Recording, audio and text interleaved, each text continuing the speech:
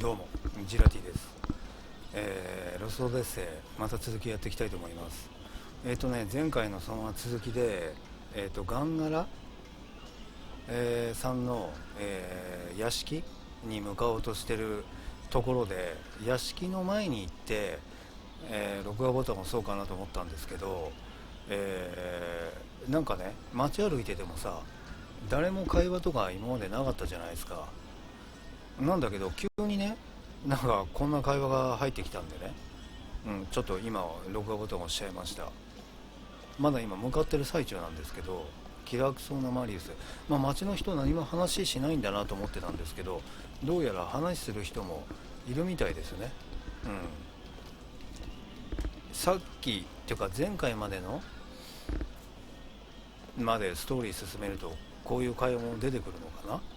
街の人がね、おい聞いたか、評議会にコネのある知り合いから聞いたんだが、自宅謹慎ね、そう命じられてましたね。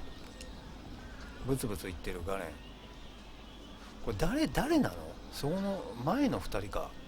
まさか。でもそういえば屋敷の前に兵士が立ってたな。あれは警備じゃなくて見張りだったのか。ああ、そういうことね。なるほどね。ちょっとじゃあ行こっか。もしかして話すような人もいるかな。もう一度回ってみるとどうかな。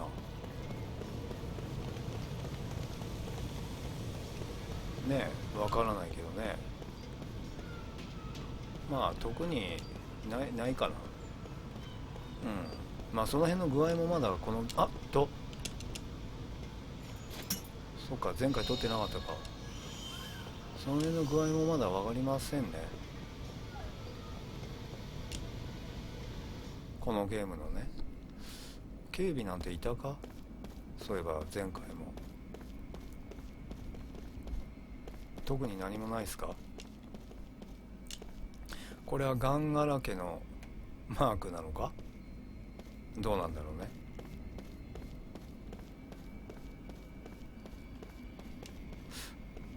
ああ、じゃあ撮っとくか。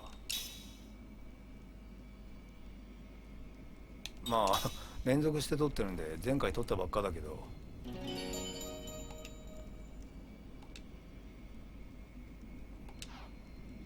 うんこれはいけないのかな。ああ、この乗り物ね。独特だよな。これか、警備だか見張りだかっていうの。あれ、そうか、自分で押すのか。ガンガラ兵の、今日から警備なのか。タレス、トルタン様が来訪中だ。もうしばらく待つんだな。そうなの。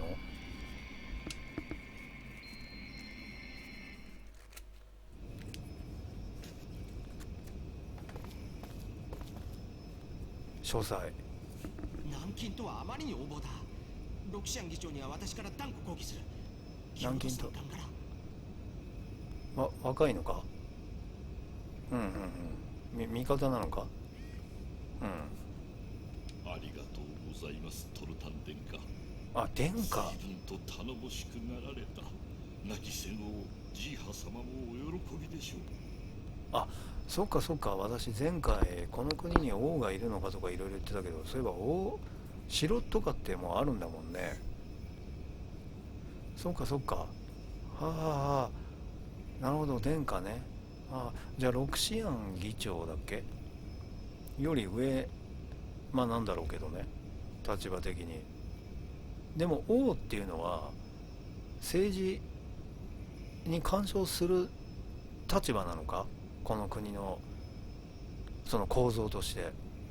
どうなのかね。亡き戦王、今王っていないの。じゃあトルタンっていうのが暫定王みたいになってんの。いや、父のようにはなかなかなれんよ。共和制になった今、私は一介の市民に過ぎ、なるほど。殿下という身分ではない。ああ、そうか、共和制って言ってたもんな。偉大なる王家の血を崇敬する私にはトルダン様はやはり殿下とお呼びするのが一番ふさわしく思います。はは、なるほどなるほど。ははは。ガンガラね。はは。めったなことを言うな。王政復興を願う反体制派と思われるぞ。ああ、はは、なるほど。ああ、そうか、王政だったんだな。そうかそうか、前はね。はあ、はあはあはあ、うん、なるほどなるほど。その辺もしっかり描かれ。私を案じて訪問していただいただけでも嬉しいのです。いつも気にかけていただいて。どうやら信頼があるみたいだな、ガンガラは。うん、なるほどね。お前には魔導力をはじめ多くのことを教わってきた。ああ、気にかけるのは当たり前ではないか。魔導力ね。30年前突如としてうんぬんかんぬんって言ってたけど、まだね見返してないんだ、前回の動画。これ連続して撮ってるから、あの辺ちょっとよく読まなきゃダメだな。はあ。むしろ許せないのはロキシアンだ。ああ、このままグランドスタッフ建造を中止に追い込むつもりではないのか。はあはあ、まあだとしたら何が目的かな。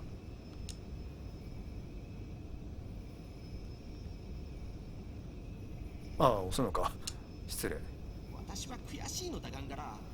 皆魔導力の恩恵をこれだけ被っていながらグランドスタッフの意味を分かろうとしていない。ああ、そっかそっか。そっか。ああ、そっかそっか。いろんな生活の一部にもなってるのか、魔導力っていうものを使うことによって。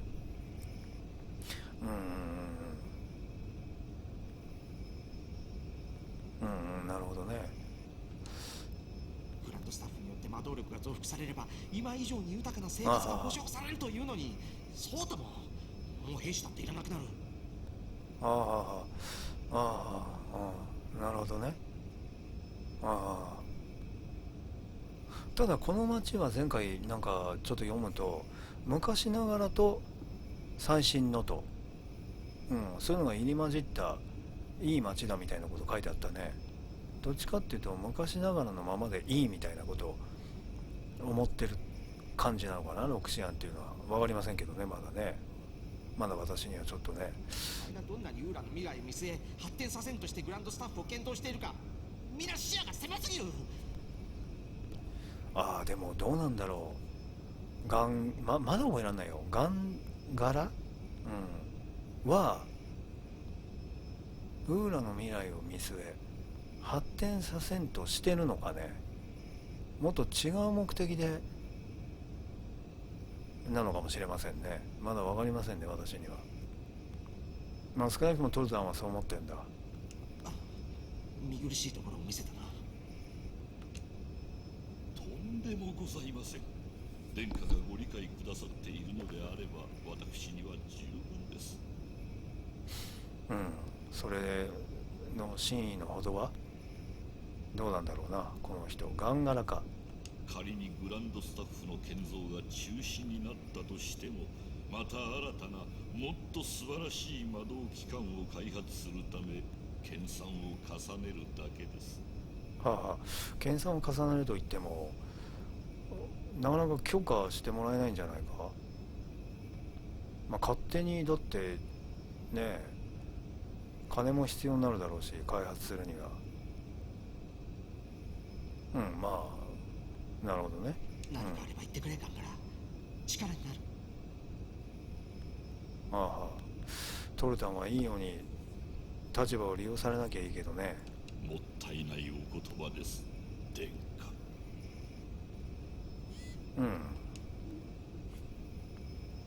さあどうなのかな。ガンガラはね。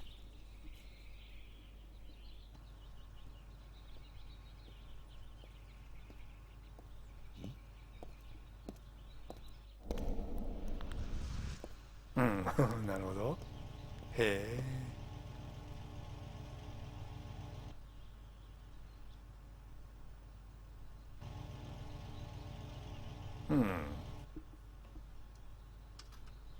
どうぞ中へ。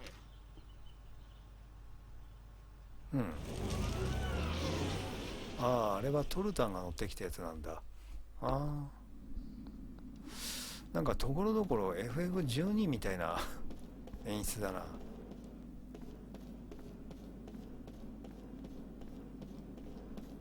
ああ、勝手に来ちゃったよ。じゃあなんかあるかな。ケルとかいうの、サグルとか。あ、これはこっからでも入れんの？あ、入れんの？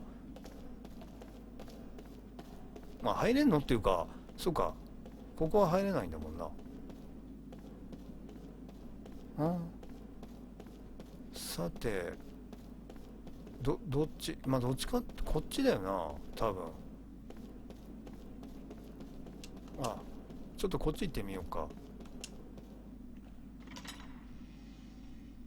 うん。ああ、なるほど。へえ。あんまり余計なことしない方がいいかな。まああと、でもこれ屋敷だからどうなんだろうね。後から来れんのかな。と言っても何もなかった。なんかこれがちょっと気になるけど。うん。う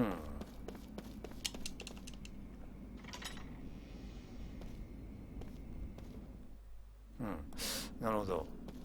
じゃあまあ、うん。いや、なんでもないです。これが今の部屋かな。トルタンとの。うん。特に話はできないのか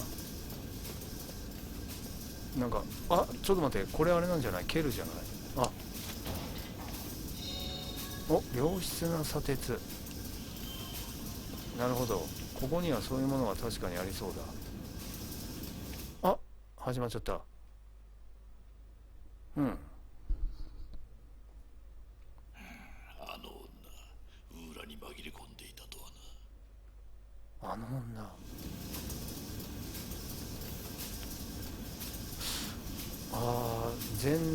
前のパートで出てきた女の子とか。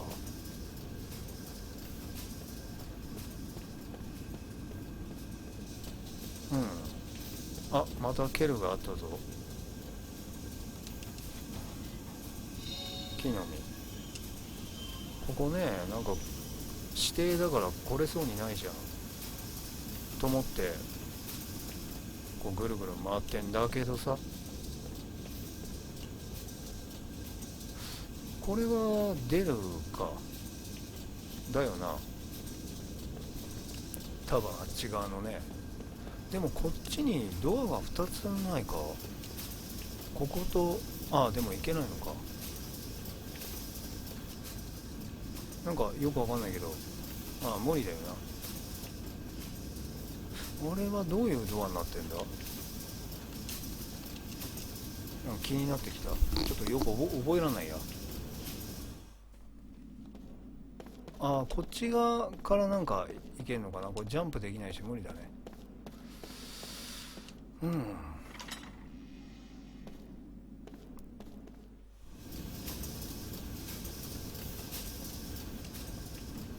これ今ふと思ったんですけど、ロードって結構あるけど街中でも、これそっち行くのか。これ XBOX シリーズ X だから速いとかなのかな。てかそういうことあるかね。ちょっと分かりませんけどね。360持ってないんで。フレアボム1回限りかな。フレア、これは首は、へえ、強戦士バーサクみたいな。フォークアイだって。なんだろう、鷹の目みたいな。どれを見るんだ。フォークアイね。これは素晴らしくないか。でも今1個これアクセサリーはいくつかつけれるようになるのかな。これはあれじゃないか。ほら聖騎士の加護とは別の。しまったちょっと待って、まあいいかなるほど、とにかくそういうのが取れたと。それでなんかしばらく見てなかったが、毒を回復、風ね、やっぱそうか、火ね、でも使い捨てか。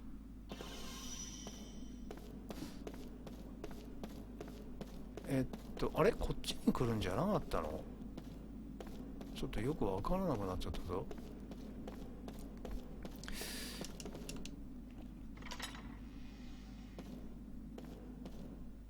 まあ開けてよかったよ。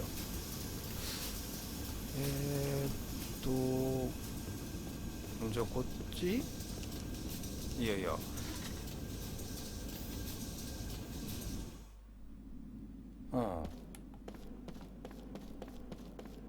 ちょっと待って、どうしていいんだかわかんないぞ。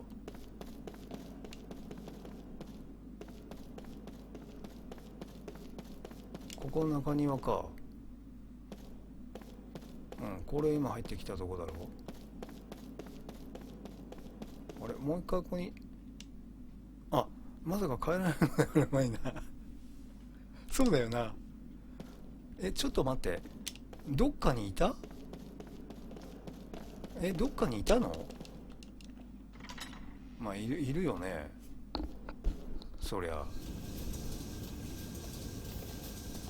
ちょっと待ってよ、どこにいた？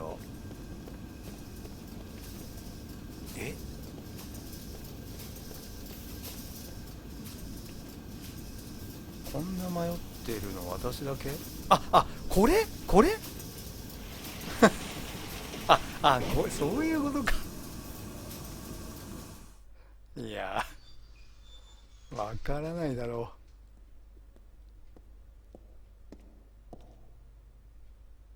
う。待たせたね。よく来た。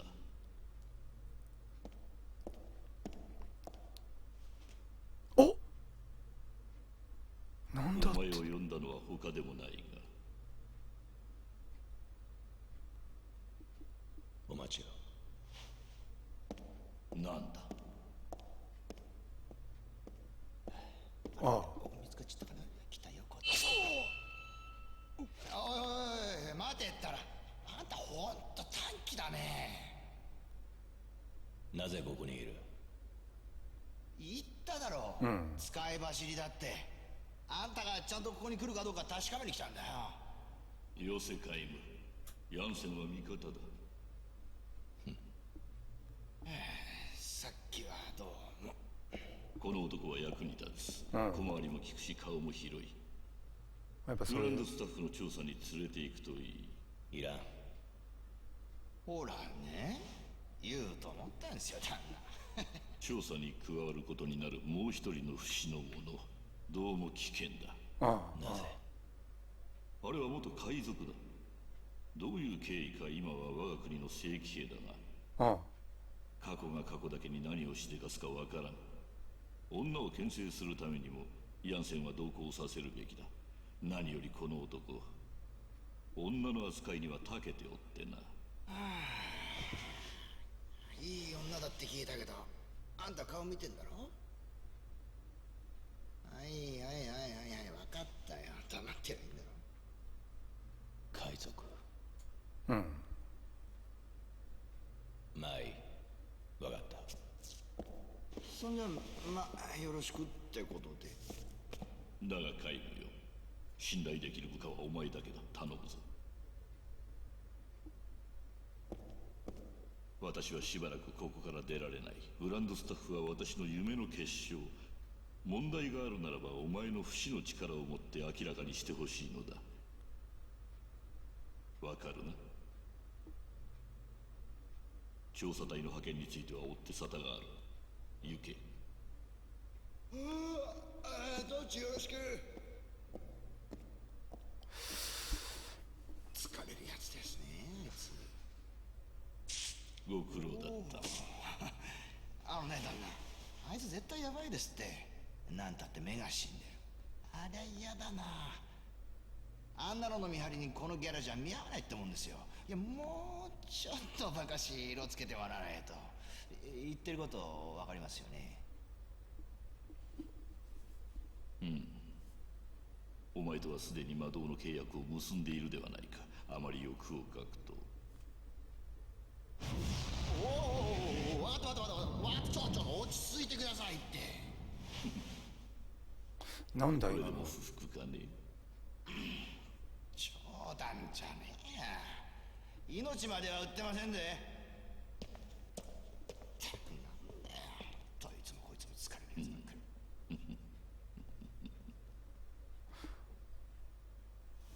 かり。そういう力があんの。あのヤンセンっていうのは、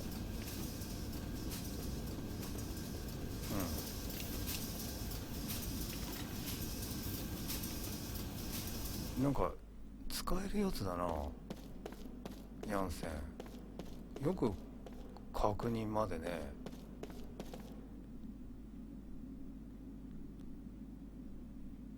ああ、あ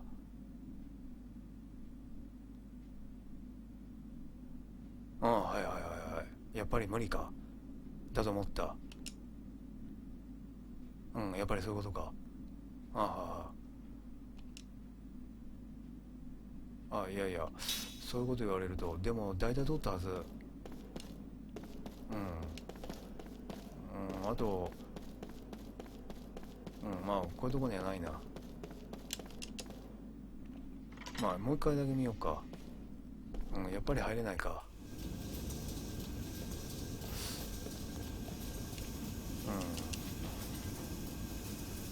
そうね。まあ大体、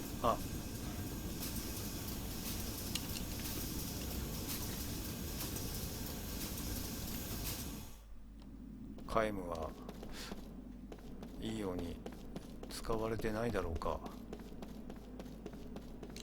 どうだろうな。あんなひざまずいて、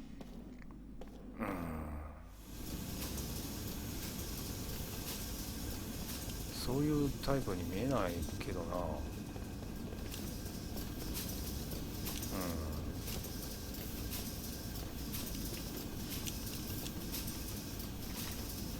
仕方なく従ってるっていうわけでもないんだね。じゃあ中庭だけ、まあもう一回行ってみようか。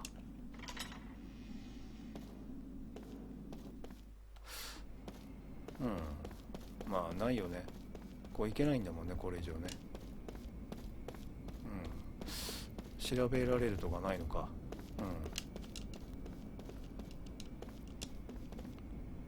あれ、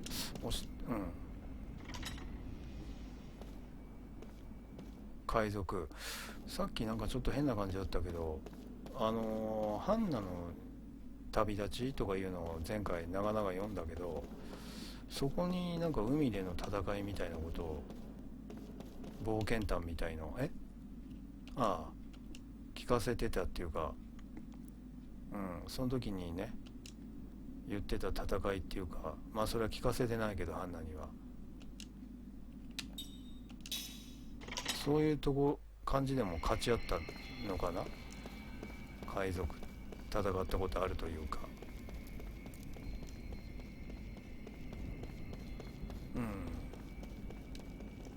まあセーブでも取っとこうか。逆にロクシアンっていうのはなんていうの、ちゃんと軟禁状態おとなしくねしてるかどうかっていうのを、ある程度外側からでも見張ってたりはしないのかな。誰が出入りしてるとか。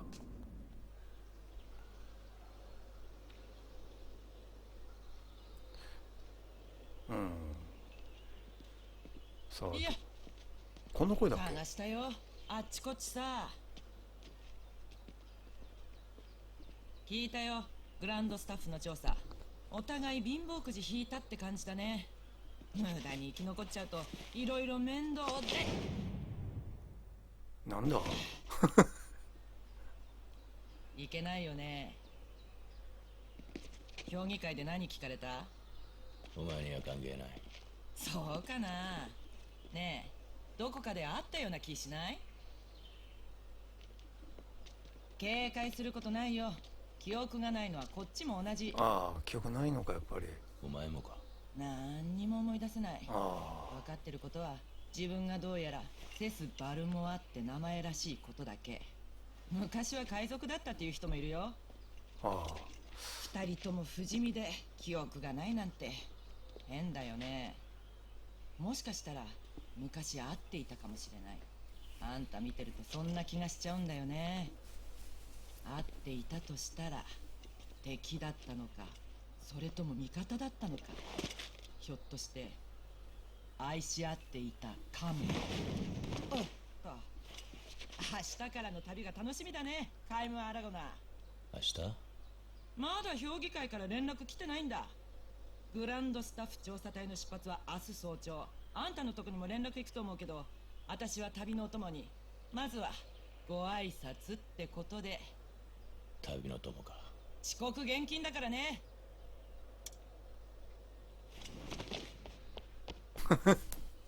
うん、なるほどね。対比がすごいな、主人公との。うん。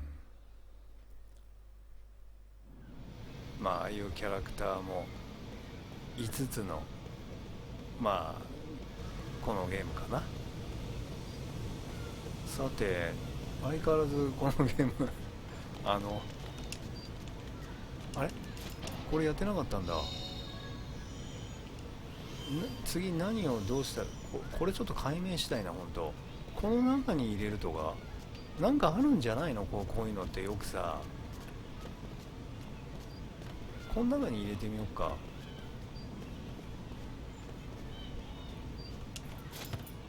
なんだってだってこう角度が変えられないから。まあ無理か。そうかそうか、段差を越えられない。まあちょっとまあいいや。今近づくとこれに当てる、これに当てるんじゃない。ちょっともうちょっと近づかないとダメだ。ちょっとドリブルで。なかなかうまくいかないな。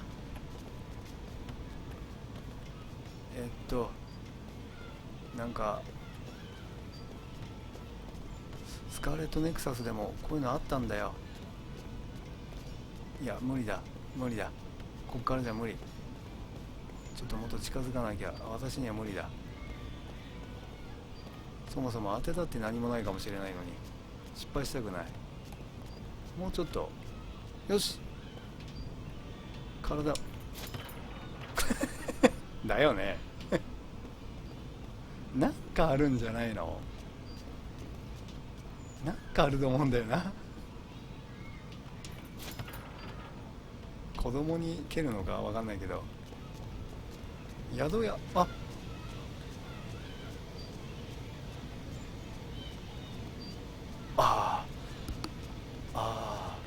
ハンナを思い出してんのか。一つの記憶が呼び覚まされた。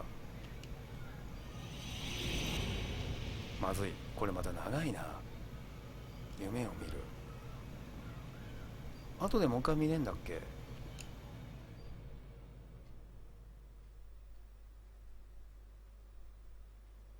白い花、長そうだな。まずい、大丈夫かな時間。その町は白く可憐な花で彩られていた。街角のそこかしこに花が咲いている。これはまたハンナなんとかとはまた全然違うんでしょ。花が咲いている。花壇や花畑という形で切り取られたのではなく、群れ咲く白い花がごく自然に街並みに溶け合って、まるで建物と花が一緒に育ってきたような趣だった。季節は浅い春。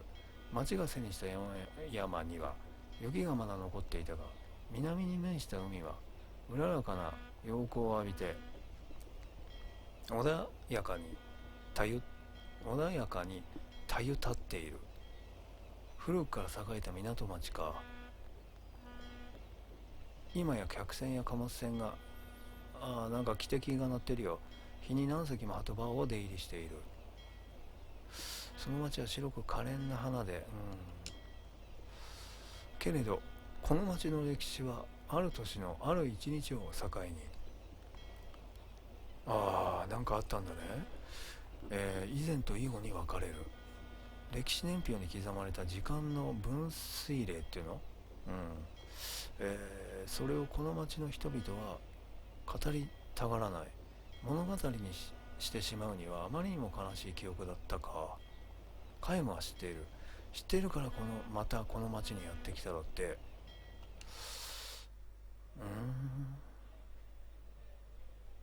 旅の人かい。酒場の主人に声をかけられて、カイムはかすかに笑みを浮かべた。祭りを見に来たんだろう。ゆっくり楽しんでってくれよ。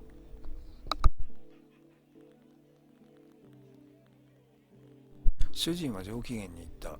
さっきから客のなんだっけ、これなんて読むんだろう。なんとかなんとかに預かって何杯もお正晩っていうの、なんかちょっとよくわかんない。何杯も酒を飲み、あから顔をして、けれどそれを咎めるような雰囲気は客の方にもなかった。満員の酒場には笑い声が幾重にも重なって響き渡り、店の外の路上からも陽気なおしゃべりの声が届く。町を挙げての祭りだ。年に一度朝日が昇るまで人々を夜を徹して浮かれ騒ぐか。カイマはかすかに笑みを浮かべた。祭りね。お客さんもう今夜の宿取ってるのかい。これから探そうって言うんじゃもう遅いぜ。今夜は町中の宿屋が満杯だからな。そうらしいな。もっともこんな夜におとなしく宿屋のベッドに潜り込むような野暮な客は誰もいないと思うけどな。あんただってそうだろう。と主人は意味ありげにウインクした。今夜は無礼講な大盤振る舞いだ。祭りだからね、いろいろね、楽しむ人がっていう意味か。夜を徹してね。町の連中もよそ者も関係ない。酒でも食い物でも博打でも女でもお望みのものを言ってくれよ。都合つけるからか。なるほどね。こういうのはリアルでもあるよな。何でも用意するっていう場所ね。カイムは黙って酒をなんて読むの。綴るっていうの。綴るじゃないか。今夜は宿を取っていない。眠るつもりはなかった。だがそれは祭りを楽しむためではない。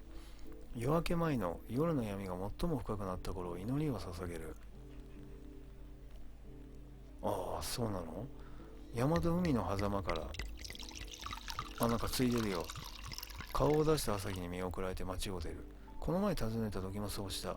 もうすぐ初孫が生まれるんだと常連客に話していた酒場の主人は、その頃はまだ赤ん坊だったはずだ。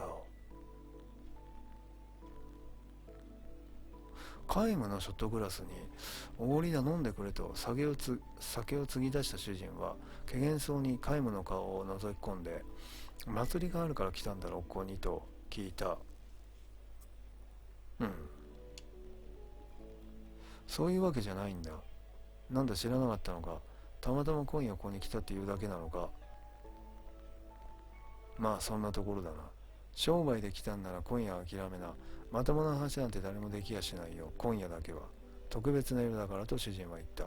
あんたも話ぐらいは聞いたことがあるだろう。昔、ずっと昔、この町は一度廃墟になったんだ。でも以後の方がいいってことなの？歴史を以前以後に分かつものには2種類ある。一つは英雄や救世主や偉人の生誕もしくは死。もう一つは戦争や疫病や厄災。この町の歴史を分けてしまったのは激しい地震だった。いつぐらいの話かね。以後以前。何の前触れもなくぐっすりと寝っていた町の人々に逃げ出すいとまも与えず、轟音とともに大地にひび割れが走り、ビルや道路があっけなく崩れ落ちて、やがて町のあちこちの火の手が上がり、炎は瞬く間に広がって、この町の住民のほとんどが死んだ。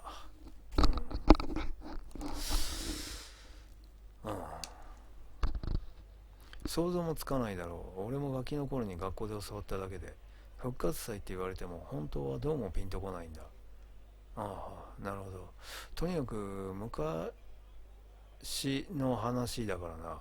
昔々のっていいのかな、話だからな。地元の俺たちでもそうなんだから、あんたのような旅の人には想像のその字もできないんじゃないか。復活祭っていうのはこの祭り。ああ、廃墟からここまで復活したんだ。それを祝う祭りだよ。カイムは苦笑いして酒を。まだわかんない。煽ったじゃないな。何がおかしいと主人が聞く。俺がこの前ここに来た時には震災記念日だった。そんなバカ騒ぎをする祭りじゃなかった。何言ってたお客さん。なるほどね。なるほど。今夜の祭りは俺のガキの頃からずっと復活祭だったぞ。あんたが物心つく前の話だよ。はあ、その前は慰霊祭だった。ああ、亡くなった人の数のろうそくを灯して、みんなが泣きながら冥福を祈ってたんだ。どうしたんだよ。どうしたんだよ。見てきたようなこと言うじゃないか、あんた。見てきたんだよ、俺は。あ、でも言っちゃうのねえ、さっきから。主人はへっと鼻を鳴らして笑った。シラフの顔してるけど、えらく酔っ払ってるんだな。いいか。祭りに免じてホラー勘弁してやるけどな。あんたこの町の連中の前で知ったふうな口は叩くなよ。俺もそうだけど、みんなご先祖さんから命からがら生き残った連中ばかりなんだから。分かってる。信じてもらえるなど最初から思っていない。確かめたかっただけだ。この町の人々が今も悲劇の記憶を語り継いでいるかどうか。ああ、陽気に笑う人々の笑顔の奥深くに、父祖の代から受け継がれてきた悲しみが残っているかどうか。あんまないみたいだぞ。思ってなくはないだろうけど。常連客に呼ばれた主人は皆無のそばから立ち去る前に念を押すように言った。つまらない嘘はつかない方がいいぞ、本当に。地震はもう200年も、200年なんだ。分かった、やっと。いつ頃かなと思ってたけど、ほどなんだからな。カイマは何も答えない。ただ黙って酒を。また出てきた。読めない。200年前の悲劇で亡くなった人々の中に妻と子供がいた。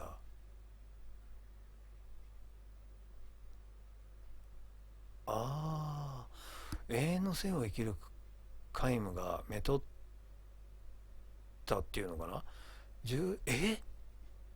そうか、数えきれないほどの子供の中でも特に忘れがたい2人だった。それが前回の嫁なのか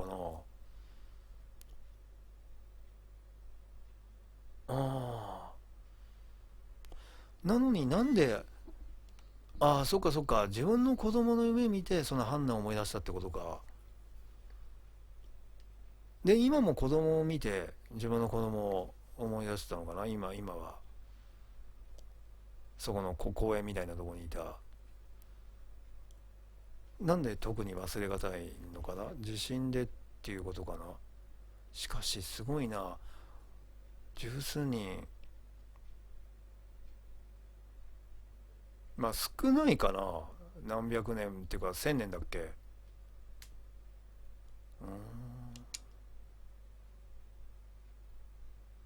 あの頃カイマは港で働いていたんだって。妻と娘と3人家族のつつましく幸せな暮らしを営んでいた。昨日までと同じ日々が明日からも続く。町の誰もがそう信じていた。カイムの妻と娘ももちろん。だがカイムは知っている。果てしなく長い生を生き続けるからこそ、人の暮らしに永遠などありえないのだと、数えきれない別れの痛みと共に噛みしめている。この暮らしはいつか終わる。ずっとこのままではいられない。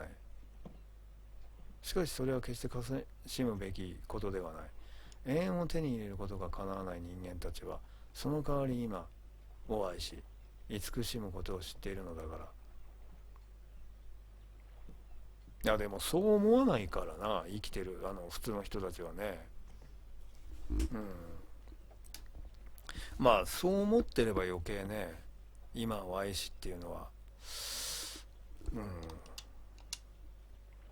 カイムは娘に花を見せるのが好きだった。ああ、花ね、儚い花がいい。朝日とともに咲いて夕暮れを待たずに散ってしまう。この港町にはそういう花があった。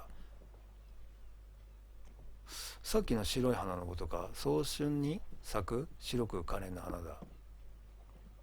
娘も花を愛した。せっかく頑張って咲いたんだからと決して花を手折るっていうのかな、ことなく小さな花をいつまでも開かずっていうの見つめる優しい少女だった。あの年も。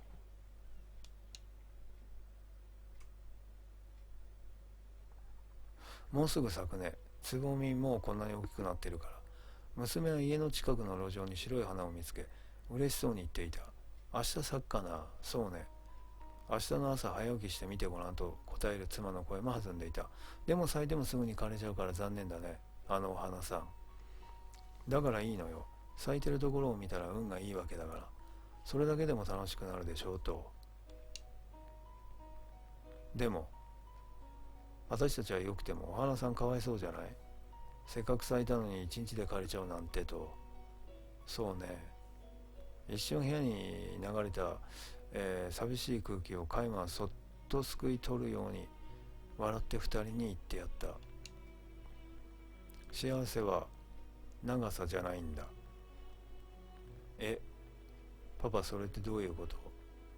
咲いてる時間がどんなに短くてもその時間に精一杯きれいな花を開いて甘い香りを立ち上らせることができたらそれで花は幸せなんだよ。ちょっと話が難しすぎたのか娘はふんと曖昧にうなずき、でもと顔をほころばせた。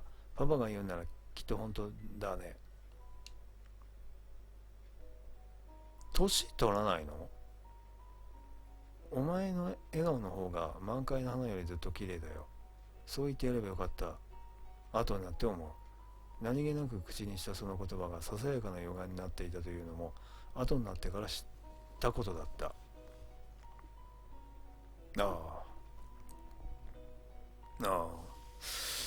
またハンナの時みたいに悲しいものがあるな。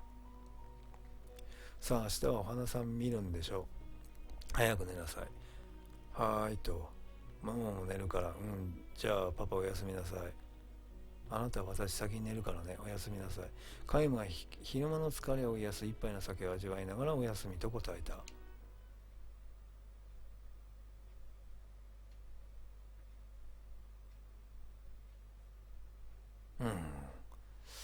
それが家族で交わした最後の言葉になったか。夜明け前の町は激しい地震が襲った。家が崩れ落ちた。カイムを愛した二人はおはようということなくぐっすり寝入っていた本人たちも気づかないうちはるか彼方の世界へと旅立ってしまった。じゃあ前回見た夢はちょっと違うのかな。こういう場面ではなかったけど、場面は関係なくやっぱり娘と妻なのかな。ちょっと分かんないですけどね。そういえば名前は一瞬のうちに壊滅してしまった町に、朝日が昇る。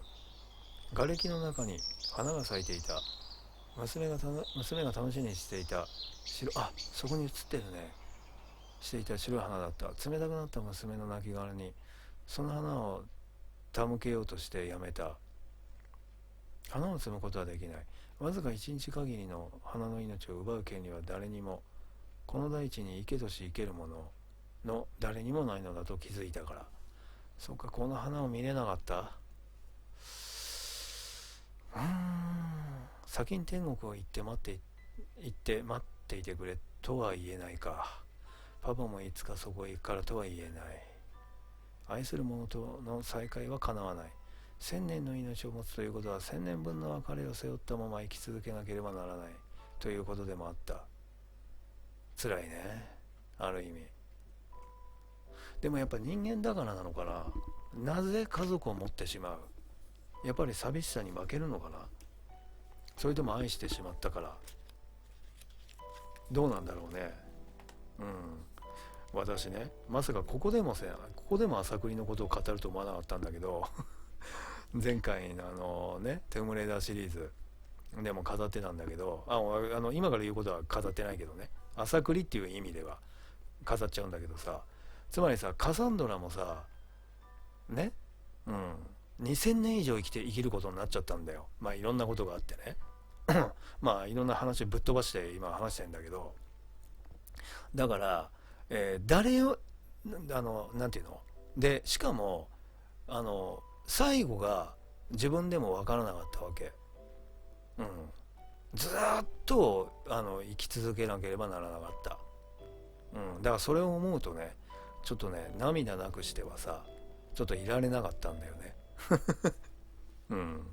まあこれもそうだよね。まあ1000年って言うけど、でもさ、ちょっと私まだ序盤だか分かんないけど、なんていうのかな、1100年後には終わるんですよとか言われてるわけじゃないでしょ。まだずっと続こうと思ってるわけでしょ、自分では。永遠に。まあカサンドラだよな。でカサンドラはひょんなことから、終わりを迎える手段を得たんでね、自ら終わらせることができたんだけど、で子供との別れもあったし、でその後例えばこのカイムみたいにその後結婚したんだろうか、他に家族とか持ったんだろうかと、思ってたんだよね。思ったのよ、その時朝栗やってて。だとしたら、どの家族を持ったとしても自分より絶対に早く死んでいくわけじゃん。まあこれもそうでしょ、カイムも。数十人だっけ、今十数人だっけ。だからどうだったのかなと、今ちょっとダブったんですよね、話こう読みながらね。カイムは長い旅を続けた。気が遠くなるほど年月が流れ、いくつもの戦やいくつもの天災がこの大地を襲った。人が生まれ人が死ぬ。人が誰かを愛し愛した誰かと別れる。数えきれないほどの喜びがあって数えきれないほどの悲しみがある。尽きることなく、人と人は争い、読めない、なんとかけれど尽きることなく人は人を愛し許す。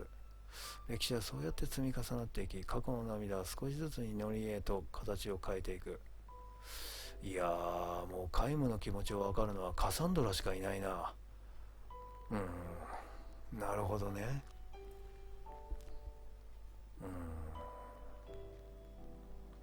まあ結局ずっと戦い、まあカイムはなんかこの港での仕事とかいろいろやってたみたいだけど、常にずっと戦ってたわけじゃないみたいだね。なんかどうやらね。でもカサンドラの場合は世界中飛び回って戦ってたわけだよ、アサシンのために。アサシンのためにというか、もうそれしかなかったんだろうな。まあカイムはどういうこのモチベーションでずっと生きてきたのかわからないけど、まだね。でもカサンドラの場合は一応テンプルっていうね、まあそのカサンドラが生きてた時はっていうか、普通の人生の時はまだテンプルは存在してなかったけど、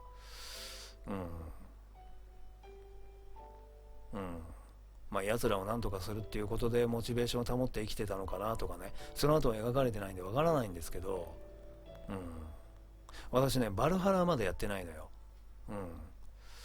オデッセイまでしかやってないんだ。前作やったけど、全シリーズね、全シリーズやったけど PSP も含めて、まあバルハラで描かれていたとしたら今の言葉はちょっとね、あれだけど、それ勘弁してください。なるほどね。カイムは長い旅を続けた。港町で短い日々とともに、カイムにとっては短いか過ごした妻と娘のことはもうほとんど思い出せなくなった。ああそうか、カサンドラもどうだったんかな。カサンドラ赤ん坊の時にもう別れたんで、死んだとかじゃないけど、けれど決して忘れたわけではない。カイムは長い旅を続けた。旅の途中にまたこの港町に立ち寄った。でそれを絶対してないはずなんだよ、カサンドラは。もう戻らないって覚悟でまだ赤ん坊だった、息子をとたもとを分かったんでね。あれも辛かっただろうな。あれも辛かっただろうな。でその後400年ぐらい経った後にアヤになって、でアヤがアサシン教団を立ち上げたということなんですよね。でそれも見守ってたはずなんだよ、描かれてないけど。でも知ったのかな、あれはカサンドラは。このアヤって女の人は、私の娘の子孫なんだと分かったのかなとか、分かんないのかなとか、いろいろその時も思ってたんですけどね。あれは辛い別れだったよ。赤ん坊だもんまだ。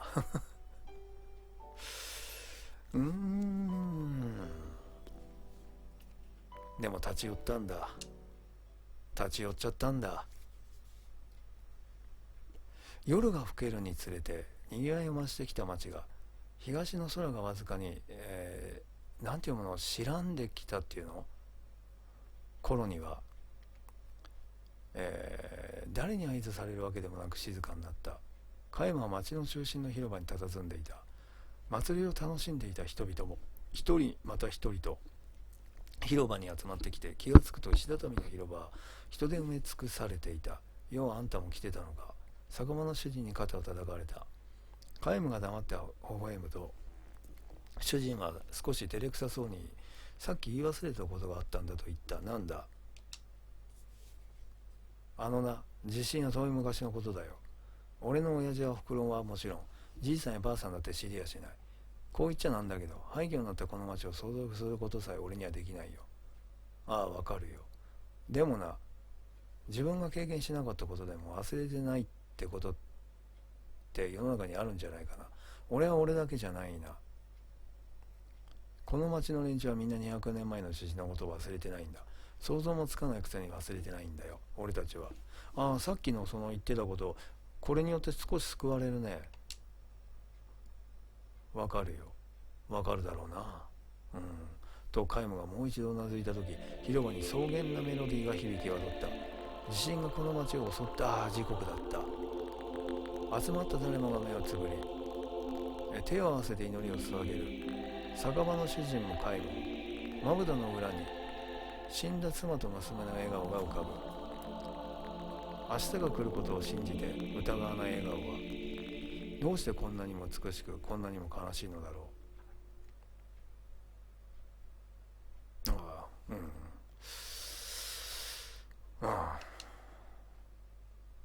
う。音楽が終わる。朝日が昇る。そして町のあちこちで無数の白い花が開いた。そうなんだ。200年の時を経て白い花は少し性質を変えた。科学者たちは地震の影響で地質が変わったせいではないかと仮説を立てていたが、本当のところは誰にもわからない。花の命が伸びたんだ。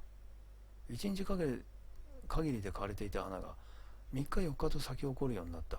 まるで明日を断ち切られてしまった人々の分も生きようとするみたいに、白い花は夜露に潤い、朝日を浴びてこの街を彩りながら精一杯の生を生きているのだった。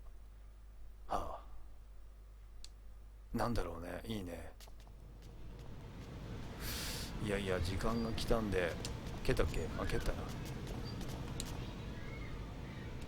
時間が来たんでここまでにしときたいと思いますが、いや阪神・淡路大震災のことも思い出すし、もちろん東北のねことも思い出すし、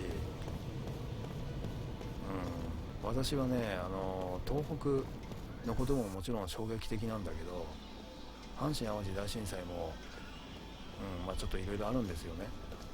語る時があったら語ることにしましょうか。とりあえず今回はこの辺にしときます。で、宿屋読むのかな、ちょっとわかんないけど、